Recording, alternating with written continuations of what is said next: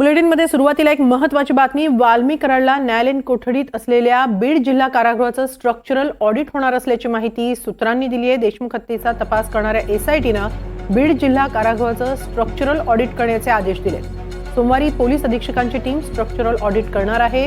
10 ते 12 मुद्द्यांवर हे ऑडिट होणार असल्याची माहिती सूत्रांनी दिली आहे.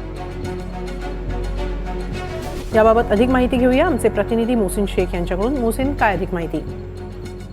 हेमाली, आपण जर बघितलं तर जेव्हा वाल्मिक कराडला न्यायालयीन कोठडी सुनावण्यात आली तेव्हापासून ज्या वेळेस त्याला न्यायालयीन कोठडी सुनावण्यात आली त्याला बीड जिल्हा कारागृहात ठेवण्यात आलेला आहे. आणि आपण बघतोय की गेल्या अनेक दिवसांपासून त्याला जसं रुग्णालयात व्हीआयटी ट्रीटमेंट मिळाली तसंच वेगवेगळे आरोप देखील झाले आणि त्याच अनुषंगाने ही ऑडिट असल्याची माहिती जी आहे त्या सूत्रांकडून मिळते. मात्र जिल्हा कारागृहानं सांगितलंय की ही रुटीन ऑडिट स्ट्रक्चर ऑडिट आहे. मात्र आपण जर बघितलं तर संतोष देशमुख हत्या प्रकरणातील ज्याच्यावर गंभीर आरोप आहे वाल्मिक कराड हा बीडच्या कारागृहात आहे आणि या एसआयटीने म्हणजे जी एसआयटी टीम या सगळ्या संतोष देशमुख हत्या प्रकरणात तपास करते त्या एसआयटी टीमने जे आहे तर या सगळ्या कारागृहाचं ऑडिट करण्याचं पत्र जे आहे तर पोलिसांना लिहिलेलं आहे आणि त्यानुसार सोमवारी पोलीस अधीक्षकांची एक टीम ही स्ट्रक्चर ऑडिट करणार असल्याची माहिती आपल्याला मिळते.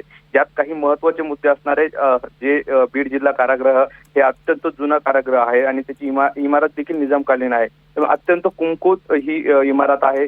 दुसरा मुद्दा आहे की कारागृहातील सीसीटीव्ही जे आहे यांचं देखील नूतनीकरण करण्याचं गरजेचं आहे आणि सुरक्षा यंत्रणा जी आहे ती देखील अद्ययावत करण्याची गरज आहे. असे अनेक मुद्दे या ऑडिटमध्ये असणार आहे आणि सोमवारी आता पोलीस अधीक्षकांची टीम या कारागृहाचं जे आहे तर ऑडिट करणार आहे. आणि आपण जर बघितलं तर याच कारागृहात संतोष देशमुख हत्या प्रकरणाचा आरोप असलेला आणि मुक्का लागलेला जो आहे तर वाल्मिक कराड देखील या कारागृहात आहे. त्यामुळे या ऑडिटला जे आहे तर अत्यंत महत्वाचं समजलं जातं. धन्यवाद मोहसिन, आपण दिलेल्या या माहितीसाठी.